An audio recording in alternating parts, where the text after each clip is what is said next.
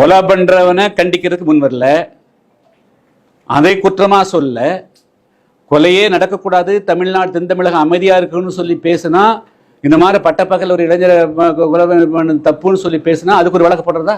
அப்ப நீங்க என்ன செய்யறீங்க? மீண்டும் கொலையாளிகளை கொம்பு சீவி விடுவதற்கு நோக்கம், அவர்களை ஊக்கப்படுத்துறது, அதான நோக்கமா இருக்கு. அவங்களை திருப்திப்படுத்துறது தானே நோக்கமா இருக்குது. வேற என்ன நோக்கம் இருக்குது உங்களுக்கு? அப்போ அவங்க 2 பேர் போய் மனு கொடுத்தா நீங்க வழக்கு பதிவு பண்ணுவீங்களா?